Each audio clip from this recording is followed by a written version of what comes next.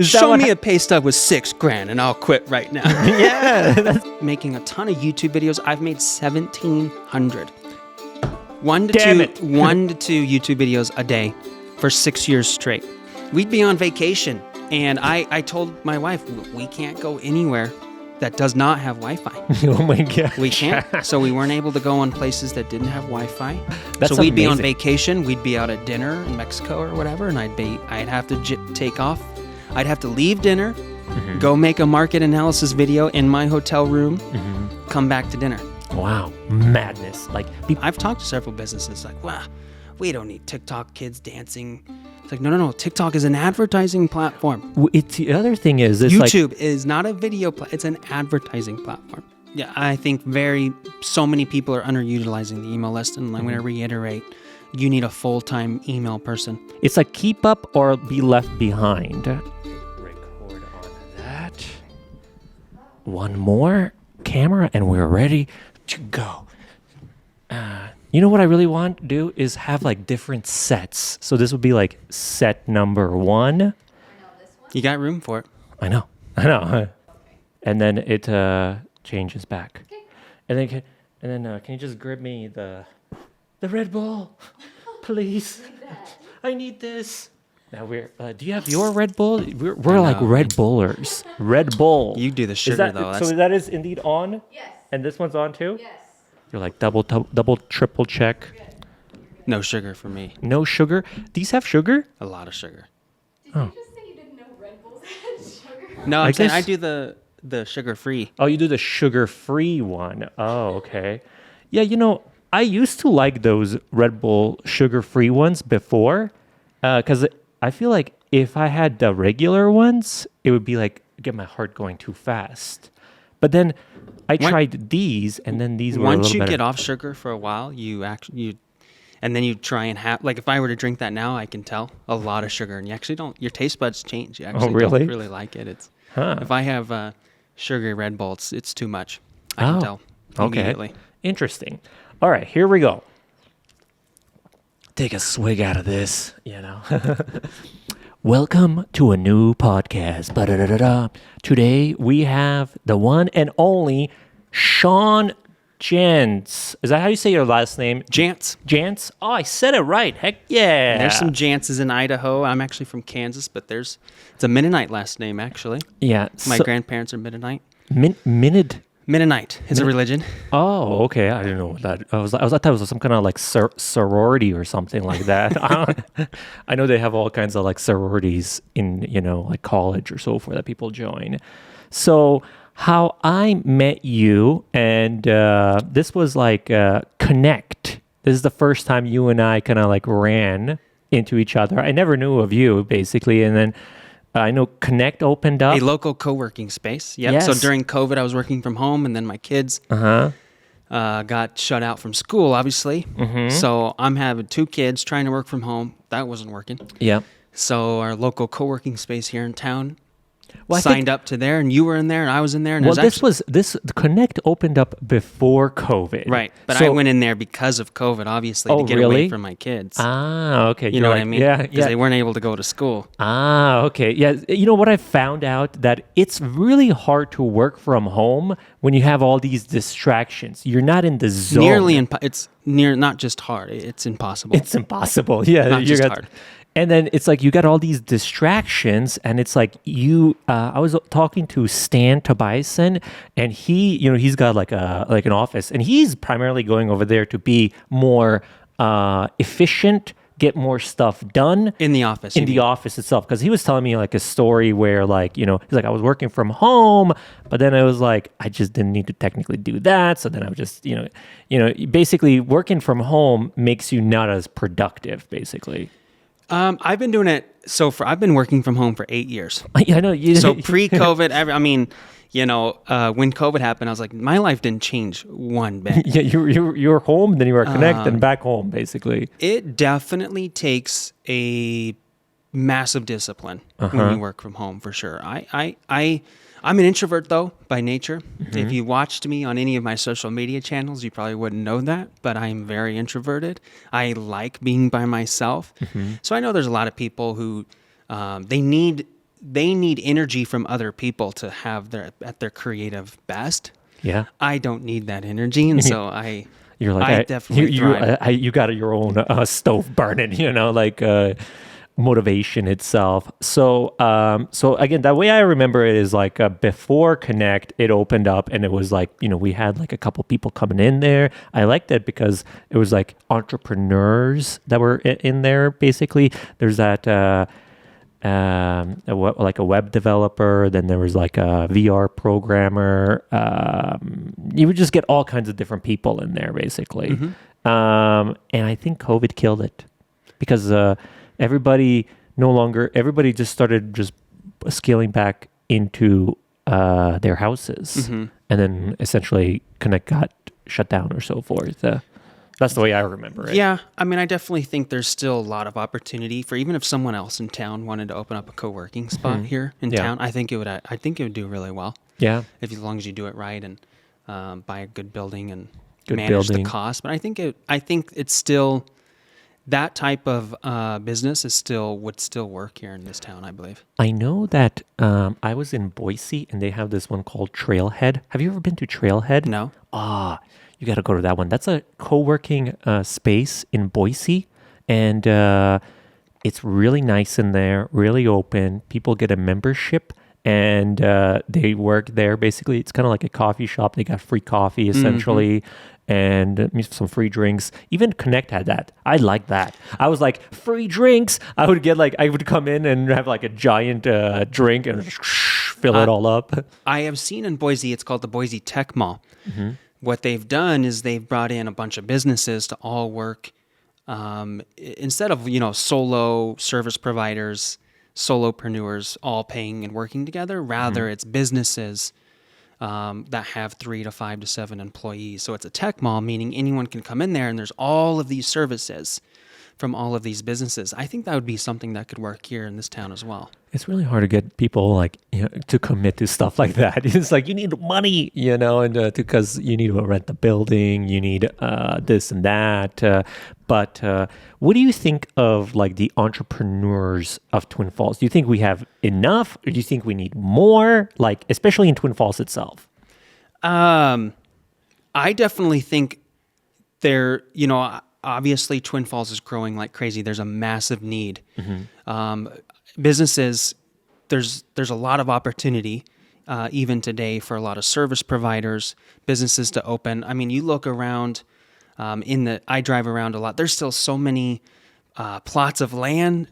Still, there's actually a lot of strip malls types of things. Over by like the Bear Diner, all those places are still open. Yeah. There's even places open right there by Walmart. They built that, and there's little places there. So there's still a ton of them. But a bunch of those businesses over there, they're empty. Just empty. They're just waiting for a business. Do you have a business idea?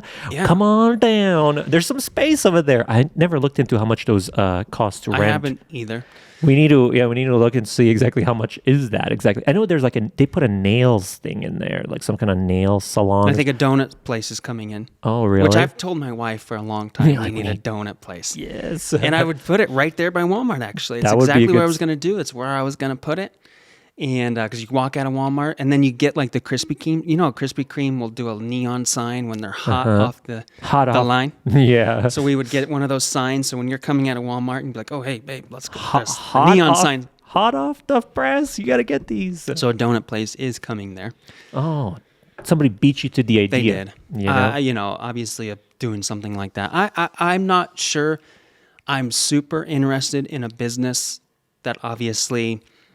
Like renting out a space, you got to deal with employees. That's never. That's not my type of. That's not my expertise. Yeah. So I'm more of the online world. I want to be able to leverage my. I serve people all over the United States. I don't really want to limit myself to just the Magic Valley or Twin or right there next to.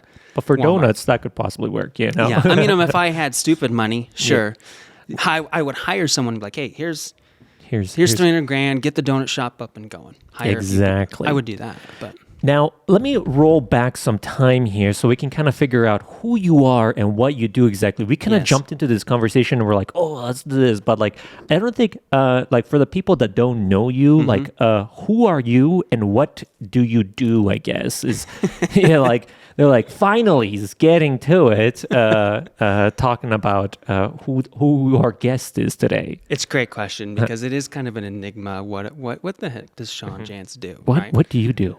I guess I could start a little bit about my background just Uh-huh. to get to where I am today. I actually grew up in Kansas and Dodge City, Kansas. Ever heard of White Earp? No. You know, the Boot Hill, White Earp. No, you know. that does not do anything for me. Like, what I is grew up what in is a that? really small town next to Dodge City, a town about 1,000 people. Oh, So I okay. grew up in a really small town.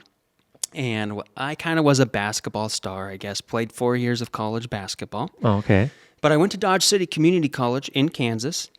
My now wife, Megan's from Gooding.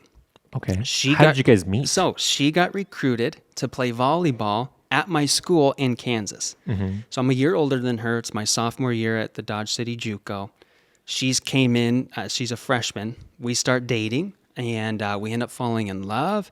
We do finish our degrees in Wichita. I continued to play basketball at an NAIA school in Wichita, Kansas. Heard of Wichita? Kind of the bigger city like a Boise in Kansas. She went to Wichita State. So this would be right around 2011. We both she got a finance degree. I got a business degree. Okay. In 2012, in Wichita, we're living there. My wife starts working for a company called World Financial Group as a financial advisor. And that was my first introduction to entrepreneurship type of deal. Because when you work for WFG, you're basically your own boss. It's almost like a realtor. You know, when you're a realtor, you don't have a salary or nothing. Like you Yeah. get licenses, you got to go get clients, right? That's what WFG is like. So she's a financial advisor, insurance professional.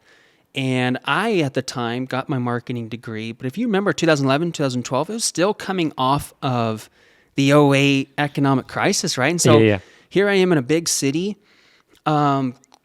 You know, when you graduate college, I thought I'd be getting this cush $75,000 accounting job. Yeah. Yeah. That's really what I wanted to do. Again, I'm a super introvert. Yeah. I've evolved myself today, but back then I'm massively introverted.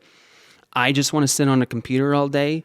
I kind of just wanted to be an accountant, and I couldn't find a job to save my life. It's tough out Back there, then. you know. Back we're talking 2011, 2012. Yeah. So I end up, I'm kind of desperate now because you got student loans, right? All I get is just a piece of paper, and they like, have fun, go figure it out. I'm figure like, it out. You're like, okay, I gotta get a job. yeah, I gotta get a job. I gotta pay this stuff off. So I'm actually interning part-time at Enterprise Rent-A-Car, which sucked. If you work there, I'm sorry. I know exactly what you're going through. It's horrible. But a friend I have was selling cars at a dealership there, and he's making good money. You know, 6, 8, 10,000 a month. Oh wow. Back then, that was a lot of money to me, right? Yeah. So I'm like, can I get an interview? I've never sold cars before. If you're making that much though, and he's not even that impressive, This is almost like that movie Wolf of Wall Street. When Very the guy, similar, right? When the guy's like, show me a pay stub show with me a- 72,000. I'll quit. Yeah.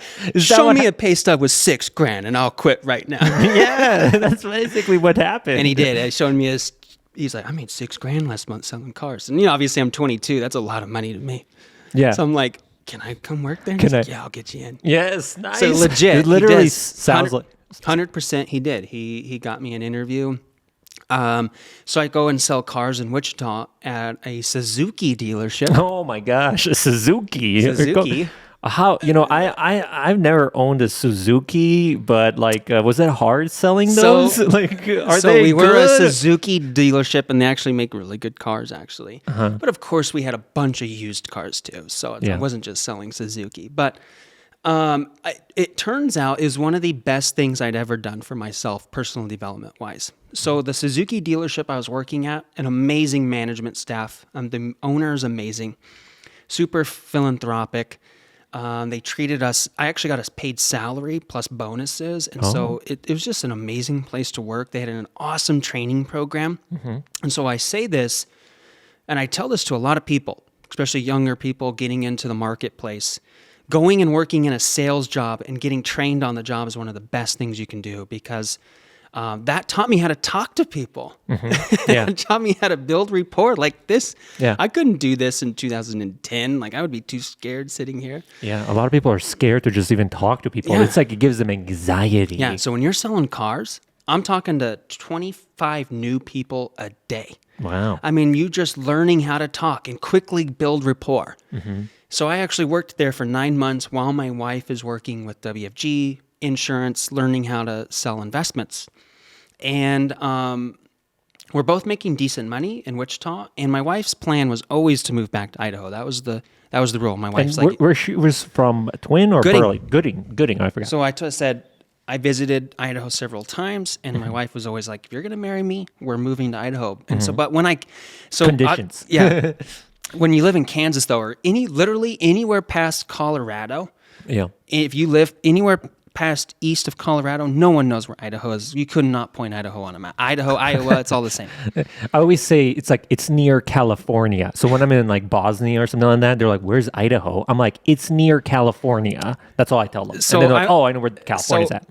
I had no plans of moving to Idaho. There wasn't a chance I was moving to Idaho. I actually was fully prepared to break up with my now wife because I was not moving to Idaho. I was like, I ain't moving there. Yeah.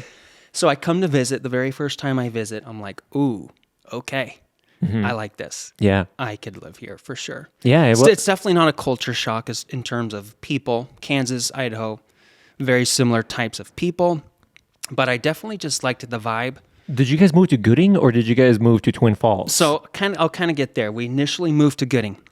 So what we did is obviously, this would be right around September 2012, I think, is when we moved here. Obviously, I quit my car dealership job. I had a little money saved, and our plan was to open up a financial and insurance office here in Twin. Yeah. And so we don't have a lot of money to like rent a house or obviously buy a house. We don't. And so what we do is we actually move in with our parents in their basement. And so we move in with our parents and we get an office here. We got an office there on Falls, right off of Blue Lakes and Falls. There's a kind of an older complex right in there. So we rent an office. It's $500 a month, and we're living in our mom's basement in Gooding.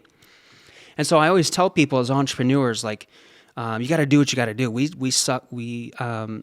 I was going to say we swallowed our pride, lived with their parents so that we could afford an office. So I'm full-time working with her in the insurance and investment deal. I get my licenses. I start learning everything I possibly can about personal finance and investing. Fast forward to 2014, about a year, 18 months later, I get really good at stock trading. Oh, okay. Yeah. How did you get involved in that? So I just said, because we're in the financial services business. So you were kind of like dabbling in that. So I'm a little dabbling in stocks. Even though that's not what we're teaching our clients, I'm just getting really wrapped up into that world of stocks and investing and options, futures. Yeah. Crypto wasn't a thing back then. But so I'm trading stocks, I'm trading options, I'm trading futures. And I'm in a bunch of Facebook groups. Back then, Facebook groups was a big deal, right? And I'm posting all my weddings and, nothing out of it, really. I'm just I'm just having fun with other people. And I'm getting bombarded with questions from people like, teach me. Yeah, they're like, everyone wants to know how to make money. Yep. And so I was like, well, maybe I can kind of start a little side gig maybe and start a little online. Back then, think about 2014, online business was still relatively new idea. Yeah. So I start posting YouTube videos, market analysis YouTube videos. They take off. They're a big hit. I'm getting thousands of views. And I start a membership, charge $99 a month, and you get inside of this private community Facebook group back then. Yeah. And I would post trade ideas, market analysis every day. And we get hundreds of members. I hire my best friend to be my assistant. And so within 2 years, we're making multiple six figures. Damn, man, you guys are really good at investing, Well, the business is making multiple six figures a year. Our best year, we hit almost 400,000. Damn, that's a lot. And so that is my experience growing an online business in the stock market niche. Doing really well, making a ton of YouTube videos. I've made 1,700. YouTube videos. I was like, when I came to Connect, I was like, I have made the most amount of videos, and then I met you, and then you're like, Nah, I blew past you. yeah, you're like, I'm at 1,700. I'm like, One to Damn two, it. 1 to 2 YouTube videos a day for 6 years straight. wow, Machine. that's commitment. Yeah. People don't, this is what I find fascinating about you is like, you got into a groove and then you just kept doing it and doing Yes. it and doing it. And I'm now that I have kids, I'm the first one to say I didn't have kids during that growing that business. And so Yeah. obviously I would work 12 to 14 hours a day grinding. Yeah. And People don't understand about this grind. It's a constant thing. You can't ever stop grinding. so I always tell people consistency will win, not talent. Everybody subscribed to our services or my YouTube channel because I was consistent. They knew every day, Sean Jantz is going to have a video on market analysis, and without fail, we'd be on vacation, and I told my wife, we can't go anywhere that does not have Wi-Fi. Oh my God. We can't. So we weren't able to go on places that didn't have Wi-Fi. Even I still run the business today, so I still can't go anywhere that doesn't have Wi-Fi. You're like, I need internet access. That's so we'd be on amazing. vacation. We'd be out at dinner in Mexico or whatever, and I'd have to take off. I'd have to leave dinner, go make a market analysis video in my hotel room, come back to dinner. Wow, madness. Like, people don't understand the level of grinding of that is and to be successful. If you're going to build an online business, you better commit. Yeah. And I do think a lot of people get into this online business world. The thing is there's a ton of competition. And I kind of just said the secret is you got to be consistent. Yeah, that's the secret. Yeah, I've started doing this thing where I'm trying to knock out 3 videos a week, no matter what. And I have a penalty. If I don't actually complete this, then I have to pay a fee to Sarah, $100 per video not made. It's a good, yeah. Then it's like, oh, now I have like incentive to go ahead and complete it. Otherwise, there goes $100, for not being consistent, So then I was going to say, so I'm growing this online business. I'm pretty much doing everything, the marketing, the video, Facebook ads, Instagram, YouTube, email marketing. I'm learning a ton about online business and how to grow your audience, how to build a brand. And right around 2020, pretty much right around when COVID started, I started freelancing and helping other creators, online entrepreneurs like me, who sell courses, coaching, community. I start helping them with their marketing and with their branding and web design. Yeah. So that was right around COVID. And obviously it was a perfect time because I think people realized, like, I can't just rely on my job. Yeah. I need to build skills to diversify. And I tell a lot of people, you need to start freelancing. I think that's kind of a big buzzword. And so I kind of call myself, I freelance on the side where I coach other people on their marketing and branding, website design. And then right around 14 months ago, I discovered TikTok. Oh yeah, yeah. I heard you're a pretty famous TikToker. I think maybe you have the most followers in Twin Falls. I don't know anybody else that has there's actually quite a few people who have more than me. There's one guy who lives on the canyon rim, has a beautiful house on the canyon rim. Okay. And he's always making videos of the canyon. And he has like a few 100,000 followers. Really? Who's that? Just a random guy? If you look up Perrine Bridge, I think it's like at Perrine Bridge, I think. Really? And a TikTok? Yeah. Maybe it's, I think maybe it's one of the realtors that lives on the... I don't think he's a realtor. I think I'll show it to you. But there's another guy in town, actually has quite a few followers. He showed his journey about losing a ton of weight. Oh, okay. And he has a lot of followers too. On here in Twin? Yeah. Wow. How do you find these people in Twin that are TikTokers? Do you just randomly like, oh, I know that's the bridge, so that person must obviously be... And then this guy who lost a lot of weight, he's been shown on SportsCenter's Instagram. He's gone viral multiple times. What did you think when that dog face guy went viral? So and he's in Burley, right? I think so, yeah. Sure. That was one of my first kind of introductions, I guess, To TikTok? was that guy. I think that guy probably got a lot of people into TikTok. Yeah, it's so funny. Like he's like representing Idaho. I found it so hilarious. You know, like here's a guy drinking cranberry juice, just on a longboard, on like getting off like the exit. I was like, what is So going on I actually have a good here? story about him, Yeah. and I tell it a lot to people. Oh, let's hear it. Obviously, that one video changed this guy's life forever, right? One video. But if you go to his page, he was posting 2 to 4 times a day for a year straight with very little views until that one finally hit. Yeah. And so I think the lesson you can learn from that is that almost no one, very rare, and besides the kid yodeling in Walmart. Yeah. That was a good one too. I love those. Almost no one's an overnight success. Yeah, but people- but even the kid yodeling in Walmart, he had been doing that for over a year. Really? Showing up in Walmart. I'm just yodeling. And he yodeled all over town. Wow. So even him, he wasn't necessarily an overnight success either. He'd walk out there and yodel for people, and then someone finally recorded it and put it online. And it went viral. But even Justin Bieber, there's tons of videos of him in Canada sitting as a little kid on a waterfall step, Yeah. performing and people are just walking because he wasn't Justin Bieber then. Yeah. And Justin posted a bunch of YouTube videos of him singing. That's how he got Audience and so forth.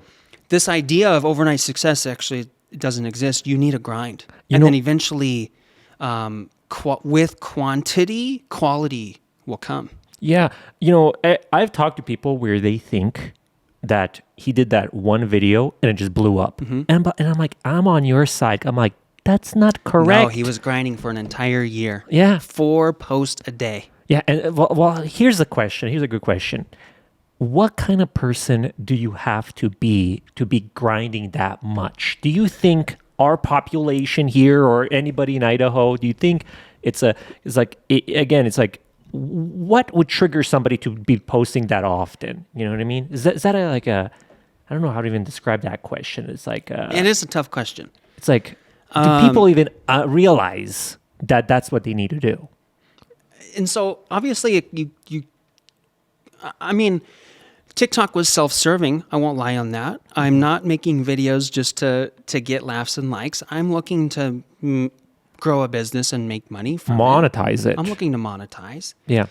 And I treat it that way. I treat TikTok like a job, and it's starting to pay off. I'm starting to get significant brand deals. I'm looking to take over a very big brand's account. Yeah. And so we can maybe dive into that if you wanted Yeah, to. sure. Yeah, I think people don't understand that I think kind of almost like the secret is this: grind consistently, and something will eventually pop. Even for me, things pop once in a while, and it just goes. Your followers and so forth go through the roof. Then you have like a large audience, and brands look at that as value. So this is probably why somebody wanted you to go ahead and take over their stuff. Yeah. Tell us about that. And I was also going to mention, because this is important, building a community on your page and relationships on your page or your followers. And so I legit have built a decent following, but legit relationships with people who follow me. And that has helped because I get a lot of people, dozens of people, who will like and share, comment anything I post. It doesn't matter what it is. Yeah. They're just like, we like Sean and we're going to support him. And I do the same for a lot of other people too. And so you got to go into this. I always look at it as like, you can't compete with me because I want you to win too. And so I'm going to help you. I'm going to share your videos. I'm going to comment on your videos. And when you start doing that and actually engaging with other people, they will bring engagement back to your page. Yeah. And it's very proven. And then, so it is very important that you need to make sure that you are engaging with, even if you have 200 followers, you better make sure you're engaging with every single person that comments on your video. If you go to any of my videos and look at the comments, I reply to every single, even if it's just like a stick my tongue out emoji. Yeah. I still reply to every single comment. Yeah. They kind of, it's like that's part of the grind. A lot of people don't think like, well, I don't need to do that. That's beyond me or so forth. Like, Right. no. The algorithm actually prefers more engagement. Exactly. So when 10 of my followers comment on my videos, I go and comment back on those 10. I immediately now have 20 comments on that video. Yeah. Which helps obviously the engagement in the algorithm. exactly. So you want to be commenting back on every single video every single comment someone makes on your videos, you better respond, even if it's just an emoji. Yeah. Sometimes it's out of control, though. Sometimes if a video goes like a million gone viral views a lot and of so times. forth, I mean, you cannot reply. No, I don't. You cannot You're reply. right. You cannot I've reply. gone viral multiple times, Yeah. and yes, there will be a limit. How many? I do stop.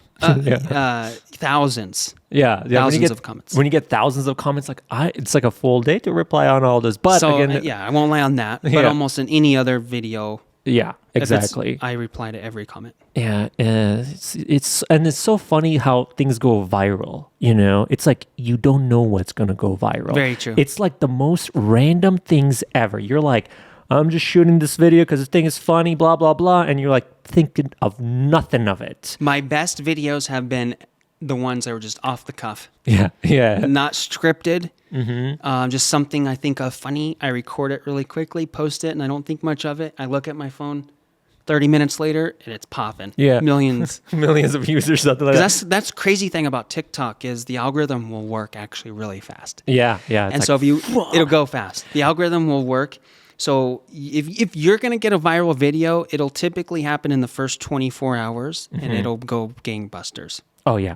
Also, like when you do go viral, and if you have notifications on, your phone is nonstop. Boop boop. And I don't have my notifications on actually.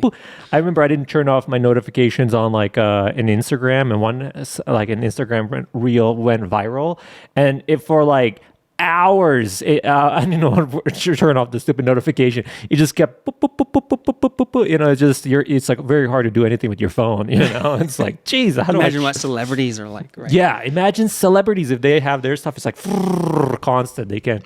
There's this really famous soccer player. It wasn't Ronaldo, but Yeah. he showed what his Instagram likes are like. It literally just doesn't stop. His Instagram hearts. Yeah. He has millions of followers, and then anytime he makes a post, his Instagram just continues to scroll with hearts. Speaking of the social media platforms, which ones do you like the best? Do you have any kind of priority that you're prioritizing them now? Like Facebook number one, this number two, because like it seems like they're constantly shifting. It is, absolutely. Yeah. And so there's this, you need to think of your social networks very differently from each other. And that's important. Every platform requires a little bit of, you can't just make a picture on Instagram, on Canva or Adobe, and then post that picture to audio on TikTok. That doesn't work, right? And so today, and this may change a year from now, I call it your social media funnel, right? Where people find you. So today, my funnel pretty much goes from TikTok to Instagram to YouTube. So I use TikTok to cast a wide net. Yeah. If that makes sense, right? Because my goal on TikTok is to get on the For You page, cast a very wide net, right? And to get people into the Sean Jantz world, follow me. Yeah. Once you're seeing a few more TikToks, you're like, who is this guy? Yeah. So then on TikTok, you can click on the Instagram button. Oh, okay. So then once you click on the Instagram button, then that's where I go deep. So on TikTok, I'm going wide. Yeah. On Instagram, I'm going deep, which means I'm showing more of personal stuff. Yeah. Behind the scenes, my family. And you're getting to know me on a more personal level. Yeah. I use the direct message feature on Instagram a lot. I use audio notes on Instagram a lot. So then you're getting to know me. And then it's like, okay, I want to learn more than YouTube. Then YouTube. And then obviously email. Yeah, you like the email as well. I think we were talking about... Email is where I sell. Oh, there you go. Email is where you sell. So 'Cause even like in my trading business, 95% of all sales comes from an email. You're going to get so once I get you on like a lead magnet, right? What it's called. Yeah. You know, so you download something for free from me. Once you're in my email list, I'm going to be following up with you about every other day with products for you to buy. Hey, check this out. Buy this. Or So I forth. use the social media to get you in, and then It's really email is where I'm selling you, and then I am really big, in more so in my trading business. The only ads I run are remarketing ads, retargeting. I've actually never ran a cold ad. Oh, that's a good idea of doing I it. only retarget. So, but you're collecting a pixel data on Exactly. a website, though, Exactly. right? So, yep. And I can also retarget with your email address too. Yeah, this is like, here's the thing, like, this is beyond people's understanding. It's like, listen, the way it works is, cookies, and it's like they can retarget you. And I will say that type of strategy is getting harder now with iOS changes. And Oh, things. yeah. Well, now But it's still working. They're trying to get rid of cookies so that way they can be retargeting you True. and things like that. And you got to opt in, basically. But it's still working, especially if you have their email address. Yeah. Facebook allows you, Instagram allows you to use your list, and as long as their email is the same as the one that they're using. Yep. And so it's kind of like Facebook will go ahead and target those people based off of the email list, and then target it that way as well. So once you're in my world, you'll start seeing me everywhere, and you're going to think like, this guy must be spending millions of dollars on ads. It's like, no, I'm actually not. I'm just targeting you. yeah, it's so crazy how you can target people exactly like that. But again, that's more like high level marketing itself. I don't think a lot of businesses, especially local ones, know exactly how to go ahead and do that. Absolutely itself. not. And there would be a massive opportunity to help people with that on a local level to retarget local people. And I would know how to do it. Yeah. And if I ever were to start an agency, that's exactly what I would do. Yeah, makes is we would sense. focus all of our efforts on retargeting. And I'm really big on I actually coined the term sell-utainment. Sell-utainment. That's a really good. And I bought the domain name, sell, Y-O-U-tainment. It's a term basically called sell yourself through entertainment. Oh, okay. And so you can't, in today's ad world, content world, you got to be making entertainment for your audience. Yeah. And so you can't, those days of just making a little picture that you make as an ad you got to be entertaining people. Yeah. So you want to get to the point where your ads don't feel like ads and it feels like something that's entertaining. And so I've really been focusing on that as well. It almost feels like what you're doing is, and a lot of people don't really understand this, is like you're building a relationship with the audience. How important do you think, the relationship part? Because like, it feels like you almost kind of want people to kind of feel like they're your friend or so forth. Then people trust you more on the things that you're basically selling itself. And so this is something I've been teaching people, and this is how you rise above competition. We were conditioned, and this was a big marketing push early 2015-16, as creating bots, right? And automation. And now everyone's doing that to where if you want to rise above competition, you need to get more personable with people. And so like when you enter my world, I'm the one emailing you. I also use SMS marketing. And if you were to text me SMS, I'm actually the one replying. That's not a bot. It's not a bot, yeah. If you go to my website right now, SeanJantz.com, there's a chat box on the bottom right. And if you were to type, hey, can you help me with my website? A bot will not respond. It's me. Yeah. And it takes an inordinate amount of time for me to manage all of this. But that's why I'm rising above competition, because if you were to go to someone else's website, it's just a bot. It's a bot, yeah. You're not actually talking to someone, but I'm actually talking to you, and I respond to people. I will actually, so if you send me an email about something, I will look you up. Yeah. And I will learn a lot about you. So when I respond to you, I actually will use references from. Yeah, they're like, this guy knows He's like, about wait, me. Did Did he Google know that? me? Did he Facebook? Right? Yeah. Because like there was an example, someone messaged me the other day, and I looked them up, and they're a brand new mom, and I kind of responded, yes, blah, blah, blah. Oh, by the way, congrats on the new baby. Oh, yeah. That little touch is everything. Yeah. And they're probably wondering, how the heck all I did was just look at her Instagram. Yeah, there you go. But that only took 10 seconds for me to look at her Instagram. Well, maybe a minute. Yeah. But that minute made all the difference because they did end up going through me for whatever they were reaching out for. You're making it more really personal itself. And I know there's a lot of like tools as well where based off of a cookie, it'll track their movement on the website. It'll tell you what they're interested in and so forth. So that way, when you're retargeting them in an email campaign, you can basically say people that liked this particular type of like content. Let me show them this Absolutely. type of a product or so forth. So it's really important to understand. And again, not that many people have this fully set up on their website, so that way people can be categorized in list. like a list. And tags is what it's called. Yeah, it's tags essentially. Yeah. So I use Activecampaign, and I recommend a lot of people to look into that. I'm an Activecampaign partner, actually. Yeah. And I am. We switched over to that. That's basically. Oh yeah, I remember that. I remember. I'm setting up. This was a Connect. I'm setting up Activecampaign. We're switching over to that. You still use it? We still use that itself. It works good. It's way cheaper than the other one, like HubSpot or so forth.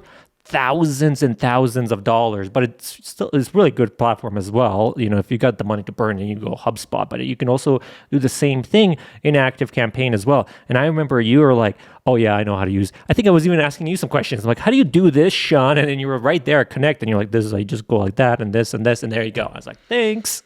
Yeah. So a lot of people, I would highly, highly recommend every single business to create a position called email marketing manager. Yeah. You need a person manning the email list 40, 50 hours a week. Yeah. Your email list is the lifeblood of your business, and it cannot be taken lightly. You cannot just have someone, oh, hey, part-time guy, marketing guy, can you also run their email list? And the guy's like, I don't have time for that, but I'll try. No. That is your number one focus, is your email list. And you need to be segmenting people based off of their interest, what they download from you. You can also segment what they click. And so we are big in my stock market business. That's what my assistant best friend does. He's actually my partner in the business, but that is his main job. And I pay him a lot of money to do it. Yeah. All he does is manage the list. He puts them in groups, moves them from here. If they buy something, he moves them. If they cancel, he moves them here. If they've been on our list for 3 months, then he moves them into a new list because now they're getting different content from me. Yeah. If they've been on our list for longer than a year, he moves them. Now they're getting because now they know me and I'm going to speak to them differently. Yeah. And so when Are you monitoring like the open rates, and are you removing people that don't ever open stuff? Yes. Like what do you're monitoring that like a hawk? Yes, he does. Oh, okay. And so like I said, you need a person 100% all in, just focused on email and managing the emails that come in. And you need a strategy to gather emails. And I do believe SMS marketing will be big in the next 3 years. Big. Yeah. Right now, most businesses just use it to blast, 20% off this week, you know. I see where I see it going is being able to text you questions about your services or your products, things like that. Today, that you can't, like, let's think of a business here in town, or any business that obviously is taking in forms or questions on their website, but now I want to be able to just text you questions about your even service. for example, like 150 Main, somebody could be like, hey, do you have this product in stock or yes. something like that? And then it's like, or somebody sees something on the website, says, hey, do you have that one in stock? And then that way, you know, they just get a text message saying yes. And then we're like, I'll be there to pick it up. Yes. So like I signed up, I have a separate, obviously when you text me, I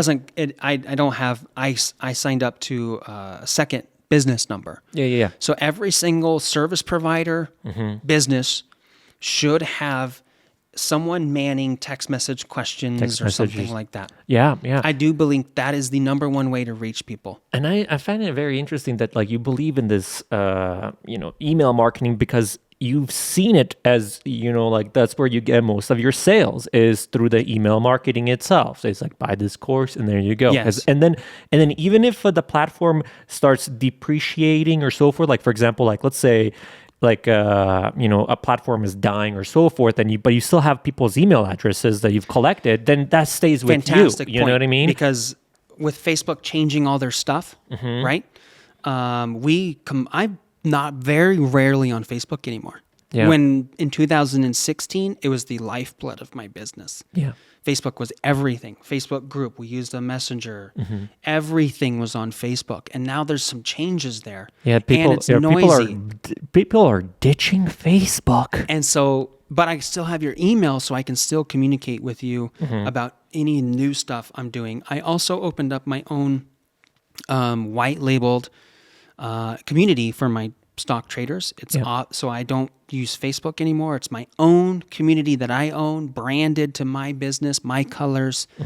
And so I like to use this idea that if you were to throw a party for your customers, would you throw the party in Times Square?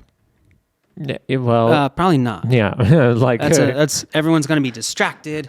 There's an ad for this, the ad for that. Yeah, there's too much going around. You need to kind of it's gonna needs to be in your own house, basically. You know what I mean? So that's what I did. I built my own house. There's several companies out there that offer their platform to build a self-hosted community with your colors, your brand, your logo. So we did that 2 years ago, and that's been a big hit. Yeah, I was doing that back in the day when we were doing it in like a form. I would have a custom form where people communicated. This was when I was into 3D modeling and stuff like that. And it would basically, people would be like posting their works, how they follow the tutorial, what they got, and so forth. It was like you're building a community of like-minded people to come to a website, essentially. Yeah, community, and that's the thing right now. You need to think of your business. You need to create. If you have a business today, and especially it's an online business, even if you're selling clothes, workout programs, anything, you're selling anything, you need to have some sort of community aspect to your business. There's some really good examples of businesses doing that today. Like First Form is a business where they sell weightlifting, weight training supplements. Or you know what's another good one? In Boise, bodybuilding.com. Yeah. They have a giant community. People are like That's actually a fantastic example. People are creating content for bodybuilding.com on their form. Google is then indexing the content that these people have created. Basically, if you're posting on bodybuilding.com's form, you are essentially almost like an employee for bodybuilding.com because you're providing content to Google that, they're like, thank you. You've just added more keywords to our raster, essentially. So if I had to say who's doing like a really good job of like a community wise, it would be like bodybuilding.com. Yeah, and you need something like something for your community to rally around and like call themselves something. Oh yeah, they do a lot of that too. Like Peloton has a really good community. Even like you have an iPhone, right? Like they have a community. Like you think about if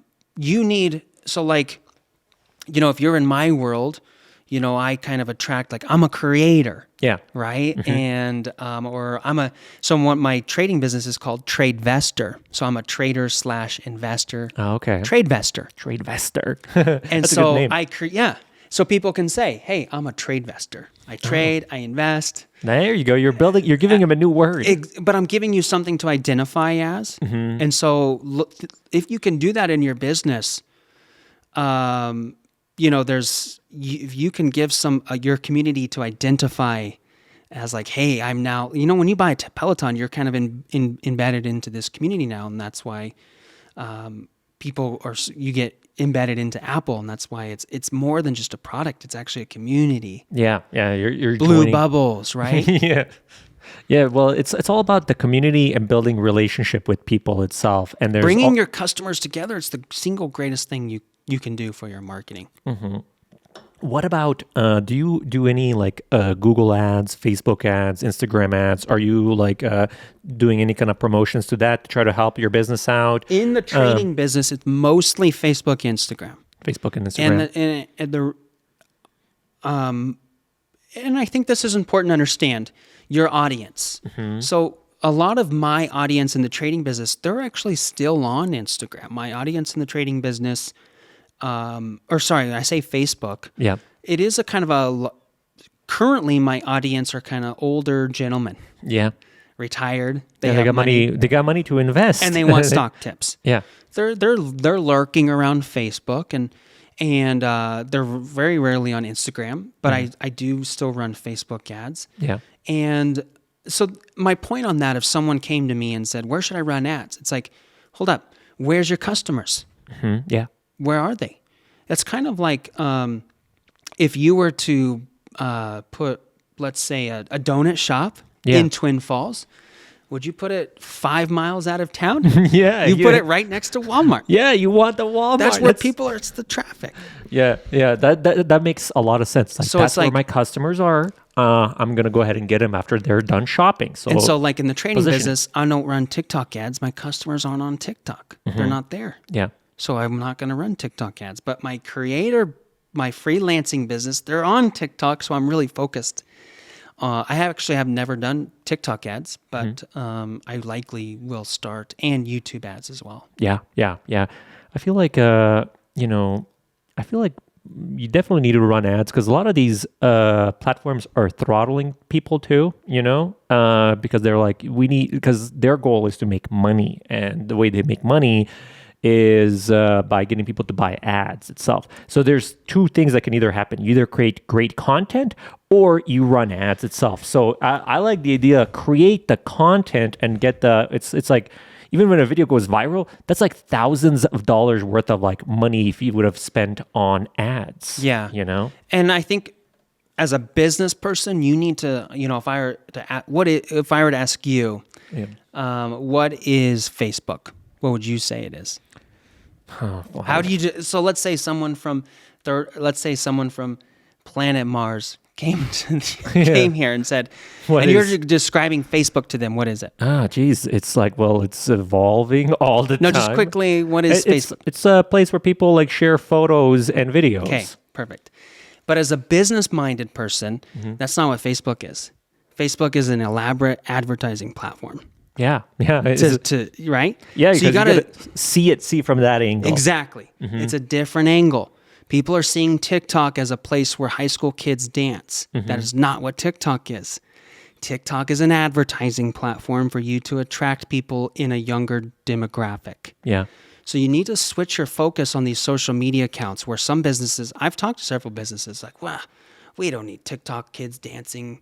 It's like, no. TikTok is an advertising platform. The other thing is, YouTube is not a video, it's an advertising platform. It's also mind-boggling how many people are on these platforms. I don't know, like I think TikTok has like 1 billion, maybe a couple billion people on it itself. It has surpassed all the platforms now, I think. It's like number 1, and then YouTube or Facebook are number 2 now. It's getting there. I don't know the exact, they did say TikTok was the number 1 visited website URL in the entire world last year. Crazy. And so if you're a business not focused on, you're going to get left behind.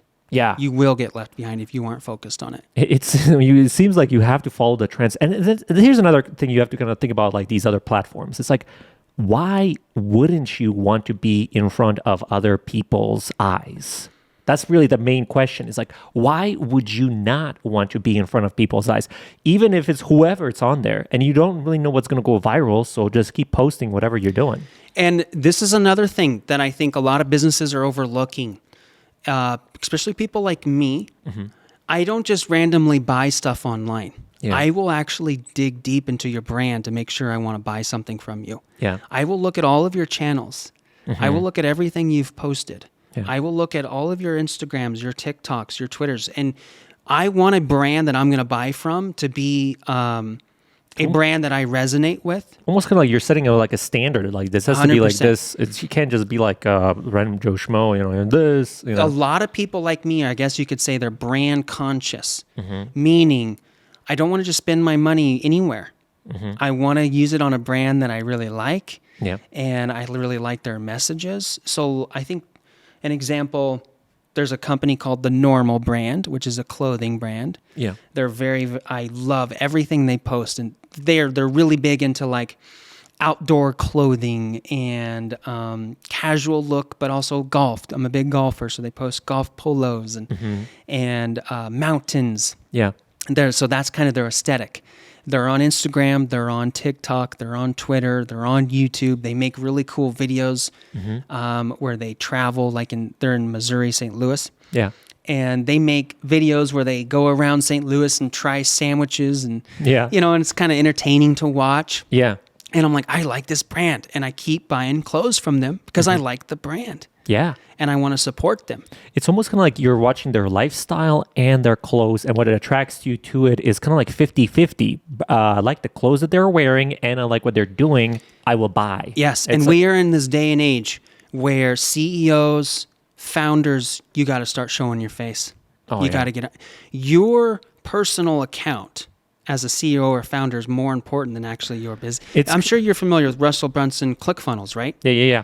Wait, Russell is ClickFunnels, right? So ClickFunnels has its own YouTube, its own Instagram, but it's dead. Everyone follows Russell. Yeah. And Russell drives everyone to ClickFunnels. He's the number one example. He's in Boise as well, too, Yeah. right? Yeah. But he's the number one example of how you need to be if you're going to grow your company, you need to step out and show yourself and talk about things you believe in and start attracting your ideal customer. You also have to kind of think about where would Apple be without Steve Exactly. Jobs? It's a great example. Elon Musk is- Elon Musk. Elon is, and I say Russell's the biggest example. Elon's actually the biggest Elon example. right now is How it's many like more people follow Elon's Twitter than Tesla's Twitter? way more. 'Cause, Way more. Yeah, people care about him. Exactly. And they want and then he represents the brand. He's like, wow, look at this guy doing this stuff. So if you're a CEO, you're a founder, and you're looking to grow your company, you got to get active out there. And then people start following you, and then they're like, what does this guy do? What? Oh, he runs this business. Cool. I'm going to go buy his products. Yes, exactly. It's almost like you want to be personal with that person. I don't like the idea of hiding behind like some text or like a voice or something like that, because then you really don't know who that is, and you can't resonate with that person itself. Yep, exactly. So there's I was going to say, I wanted to get into, we've been talking a lot about, you got to get out there, you got to make videos, right? Yeah. And now Instagram is Reels, right? And then you have TikTok. Yeah. And what I'm seeing in the marketplace today is there is a massive, massive opportunity for people to help brands with their TikToks. And brands are paying big money for that right now. And I do believe that window will close soon, probably 3 years. Yeah. There's a massive opportunity for people who have a little bit of skills on a camera, can edit. Brands are paying anywhere from $300 to $500 to $1,000 per video, not to post on your page, because maybe you don't have very many followers, but to make videos for their page. Yeah. And so I recently just am going to go ahead and I'm going to do I've done several short-term contracts with companies. Most significantly, the biggest one is Stitch Fix. Yeah. It's a clothing company where they deliver clothes to your door. And so I've done like month-long contracts. So brands are looking for that. Well, they'll just want you for like a month, make me 10 videos. Yeah. And but I'm just now going to go ahead and sign a long-term contract with a company. It's in the personal development space. And they're basically going to pay me to pretty much just take over their TikTok. Yeah. And they're going to give me free reign.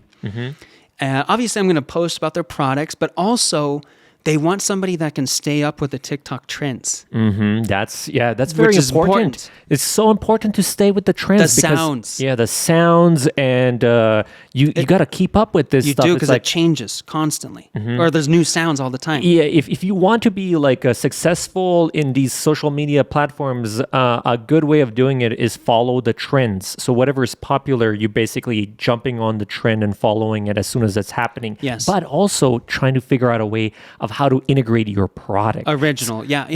Yeah, how to integrate. So that comes back to Salutainment. How can I sell my products through entertainment? Yeah, And so that's what I'm going to be helping them do. And so we'll see how that goes. And so, but my point on that, and I guess was, if you are a founder, and so there's two ways, depending on who's watching this. Yeah. If you're a founder, have a business, and you're like, we can't figure this TikTok thing out. Yeah.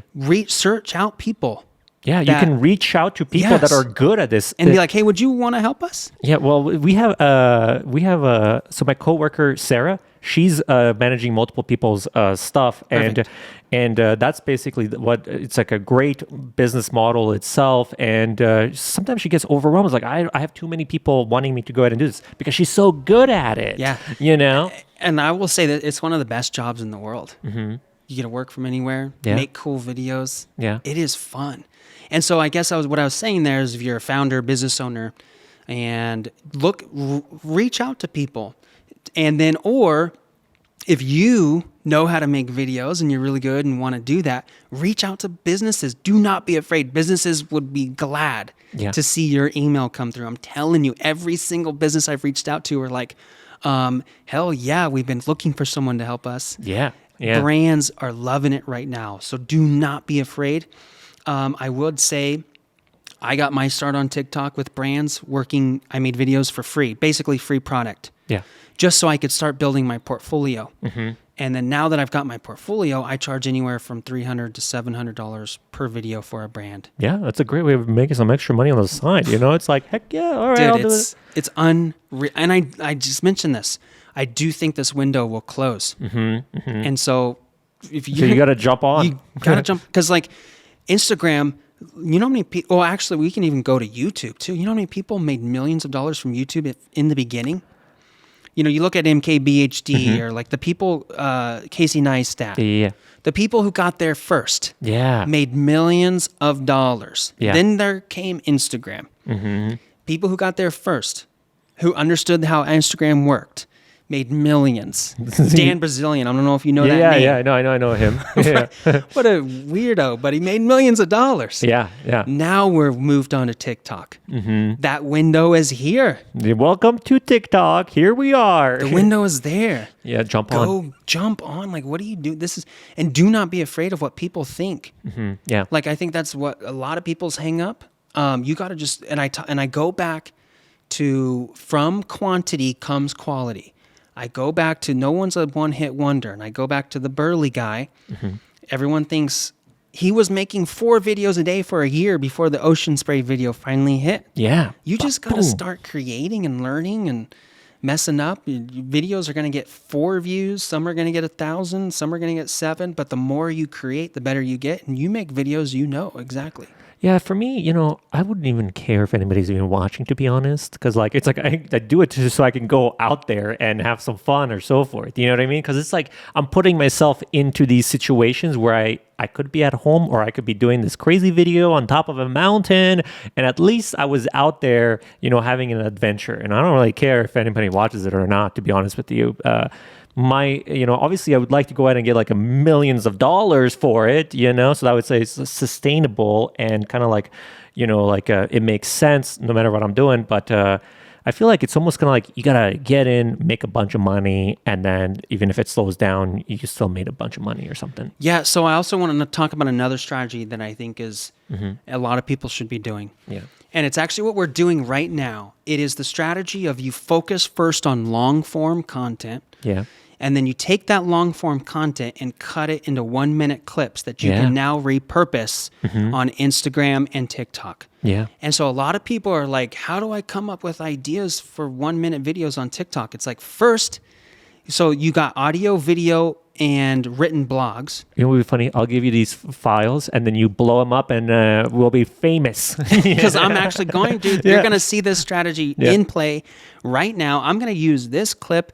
This is an hour-long podcast that I'm going to use clips. Cut it up. So I'm now going to have content for a week straight because I did this 1-hour interview. Yeah. So a lot of founders out there, if you're looking to grow your personal brand, you're a realtor, you're a financial advisor, you're a lawyer, whatever, right? You're looking, get out there on podcasts. Yes. Get out there making, or you start your own, get out there making long form videos, hire some college kid to, like if you're a realtor, I'd have so many great ideas to blow your realtor up, but get out, have someone film your day. Yeah. and then use those clips, because obviously your whole day is you're not going to share your whole day. You have to be really, the thing is, like, if somebody watching a long form podcast, they have to be committed to that person. They must love their stuff. But if you cut it up for like 10-minute clips or so forth, everybody that I've talked to, they say like, oh, I watched Joe Rogan clips or something like that. Clips, So, the clips almost has more views than the whole thing, right? exactly. Yeah, and I've never actually listened to a full Joe Rogan. I've always only Clips. just saw the clips. Because that you look at what are they talking about in that particular moment, and if that intrigues you, then you click on it. Because even in this podcast right now, I mean, there's some filler stuff that's probably people don't really care about, but we've already said some good nuggets that I'm going to use for 1-minute clips on TikTok. Yeah. Or Instagram, and I'll even use them because now we got YouTube Shorts. You got all of these platforms are trying to like they're like, that's a great idea, we need to put it in. But So now they're TikTok's competing trying to go 10-minute videos. You see that? They're now going to release 10-minute videos. So it's kind of funny how YouTube is going to 60-second shorts. TikTok is going to do 10-minute videos. Yeah, it's like, what are you guys doing? Yeah, it's each platform is like taking little bits and pieces out of there, and they're like, well, how do you guys like it like now? You know? Yeah, and I do use scheduling software to help with all of my stuff, and I don't even recommend any one of them. Just pick one. Yeah. And you can schedule a lot of stuff throughout the week. And so especially on the cutted clips, you can schedule a lot of stuff. Yeah. You can schedule all your YouTube videos, all your Instagrams, TikTok, I don't schedule as many TikToks because that is definitely a platform where I'll just make it and post it. Yeah. On my phone. Gotcha. But I do schedule stuff for Instagram and I schedule stuff for YouTube as well. Gotcha. Yeah. So if someone's worried about this seems like a lot of work, it's actually only a lot of work up front, and then it's pretty much all automated. You can automate all of this stuff. It's like you automate it, schedule things out, so that way it's constantly being released, and then you can get ahead of the curve. And again, I use Sarah again as an example because she's so good at this. She just she's scheduling things out. She's like she's ahead of the curve. I'm like, perfect. That's exactly how you're supposed to do it, because that way the constant is consistent and there's hardly ever a break of the content, because the algorithm wants to see that you're consistent. Yeah, that is a big thing. The algorithm, it does care. It is like if you were like posting, and then all of a sudden you drop off for like 2 months and then try to post again, algorithm's like, hey, we don't really... like you lost your consistency. Now you got to build up another ramp on that. And it's been proven the algorithm will reward you for engaging in other people's stuff. Yeah. And some TikTok experts said this, and I'm sure it's true, but head office did say a little piece in their algorithm is that if you're commenting on other people's videos, they are getting notifications and they're opening the app back up. Yeah, they're like, somebody replied back to my comments. So TikTok likes that. Yeah. And they will reward you for it. So I comment a lot. Yeah. Yeah, that's very, very, very important. If you got anything out of today, that piece right there, nugget, is comment on your people is going to, double your stuff. Because the platform will then know, hey, we like this person. We want to keep this person engaging. You're almost become kind of like their representative, because you're engaging, you're making people like... it's a great way to say it. Yeah, you're making people open up the app again, and then they get back into it, and it's kind of like, now I'm going to scroll a little bit while I'm here. You know what I mean? It's like, hey, Sean, we're going to give you a little bit of bump. Yeah. Thank you for all those comments and getting people to open up their app. Exactly. Here's more views. Yeah, exactly. It's like a reward system, So I don't think a lot of people realize that, though. No. They don't. They think it's like, post it. I got other stuff to do. No. You got to be engaging with your audience, because the platform will reward you. Exactly. Yeah. So, and is there anything else you think people need to kind of know about you or your marketing itself? Can people get in touch with you to go ahead and, like you said, you were taking over some brands. I don't know if you're going to get overwhelmed with stuff like that. Do you think you'll be able to take on some more stuff, or you think you're overloaded? A lot of times, like if somebody approaches me, I'm like, I ain't got time for this. I'm sorry. I have to turn people around, because I'm like, no, don't have time for stuff like that. So it's like somebody has to throw so much money at me that it would be bonkers to say no. You know what I mean? Yeah. SeanJantz.com. And there's a chat box there. My email is sean@seanjantz.com. Yeah. Instagram direct messages. I chat a lot to people on there.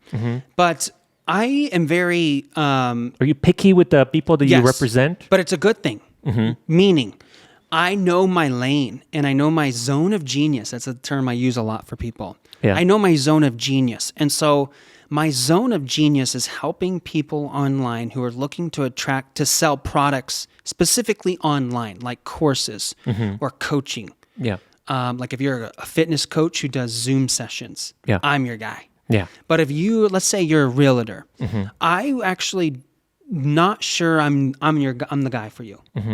I am the guy for you if you're looking to build an email list and a nurture sequence and sell products on a website, right? Or I can help you immensely with your story, with your brand, with your messaging. And so I'll tell a lot of people, especially people will reach out to me and it's like, hey, I sell these physical products, widgets. And I'd be like, I'm just not your guy for you. Like I would waste your time, your money, because I'm not an expert at selling physical items, physical widgets. And so what I mean by picky and choosy, I do it. You have to align, you know? I align. Yeah. And so that I'm working hard on making sure that I attract those types of people. And I also think that's important for if you have a business to make sure you are very clear on who you help, because it also helps attract your best customers. Because when you become a freelancer, entrepreneur, everyone says, I'm my own boss. Like, no, you're not. You have hundreds of bosses, your clients. Your clients, yeah, exactly. I think what the best thing, even just getting the Activecampaign portion itself, your knowledge about Activecampaign and setting all of that up itself, it'll help pretty much any business, I feel like, because you know how to put tags and categorize people into these different things and retarget them and so forth. Even just that piece itself, game changer for a lot of people if they actually take the time to go ahead and invest the time in it and actually really utilize their email list to its full potential. Yes. Yeah, I think so many people are underutilizing the email list, and I'm going to reiterate, you need a full-time email person. Yeah. And the ROI on that will be massive when you actually segment your list and send very, very, very highly targeted emails to a specific group of people who care about that thing. Yeah. But that's golfing. Let's say you have they're looking at golfing stuff. Send them a news article about golfing, and then so they were looking at golfing articles, and then now they're opening the golfing email and buying the product. Activecampaign will do all of that, and it'll know what they're opening, what they're clicking. Yeah. It keeps track of all of that, so I know, yes, if I had a group of golfers, and that's not your entire business is golf, but you have a segment of golf. Yeah. You segment those people. Yeah. And you don't want to just be blasting your whole list with just your new golf polos. We got golf clubs. Or polos or whatever. Yeah. Like the Normal brand, for an example, they have a golf section. It's not their main business, but they do have a golf. But what they do is they look at who looked at the golfing stuff. Exactly. And who opened the golf. Yes. Yeah. Who went or to who has recently, or past purchases of golf. Who looked at the pages or articles related to golf, all segmented into that tag itself. And because that's the thing, they sell men and women's, but they don't sell women's golf stuff. Yeah. So you don't want to be sending women a coupon code for 20% off golf polos. Women are going to be like, dude, you're killing me, man. Like, I'm going to unsubscribe. Yeah. You're sending me stuff I don't care about. And that's what a lot of people are doing. They're just sending a full blast to their entire list. But when you get it super segmented, then you're on a whole. Then you're really targeting perfect. yeah, your customers love it. Yeah. Is there anything else you think we need to talk about? I need to double check to see how much we have space. I forgot to move some data off of that hard drive, so I'm like, I'm limited on this podcast. How long we can talk? No, we're good. So again, Sean Jantz, follow me on TikTok, Instagram, and my website. You can reach me there. And then anybody can reach you if they need help with marketing, and if you're a good fit, then bada bing, bada boom. I actually do free clarity coaching or discovery calls for free. I'll hop on a Zoom call. Let's just chat. And I guess that is a big thing.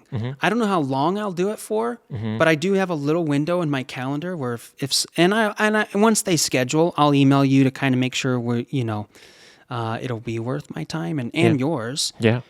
But I will hop on a free call with anybody for 30 minutes just to kind of discuss your Like ideas. ideas and see if it'll see if you're compatible. Almost And like that also separates me a lot from the competition. A lot of people won't do that. yeah. But I'm willing to make a little bit of time in my calendar to do that.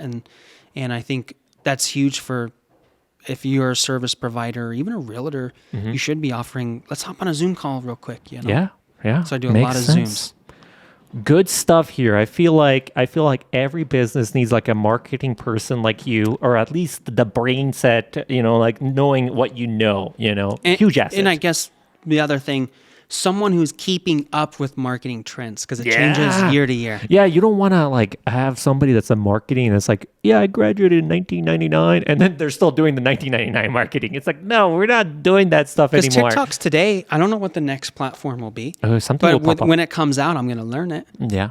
I play around. It's like keep up or be left behind. And even if you look at businesses like BlackBerry or like Nokia and stuff like that, those companies were like the number one, but they just chose not to keep up with the trends and the technology. And then I don't really even know anybody that has a BlackBerry anymore. It used to be they've people, completely changed their business model. They do. yeah, it's like keep up, people, keep up. Yeah, and so that's I had a thought there, but I kind of forgot. Yeah, it's like game and gone. Lost. You'll probably figure it out later or something. Yeah, but you got to keep up with stuff. And again, people think that's overwhelming, but there's actually so many people out there you can reach out to help you in your business. Yeah. Or if you're keeping up and you want to make a career out of it, reach out to get boots on the ground, go inside the businesses, talk to people, Yeah. and say, I can do this for you. Do some free work up front. Yeah. That's you got to get your foot in the door, and then door opens up after they see that you're actually doing really good. So yeah, cool. Well, I think we got enough here. This is enough nuggets. If you want to go ahead and talk to Sean here, just message him, and then if you guys are a fit, then bam. That's a great way of helping other people. Well, thanks again for coming down on doing this. Again, I always like talking to somebody about marketing because that's what I do all the time too. So it's like we're in the same thing, Yeah. Cool. All right. Well, see you guys on the next one. And that's it. We got it.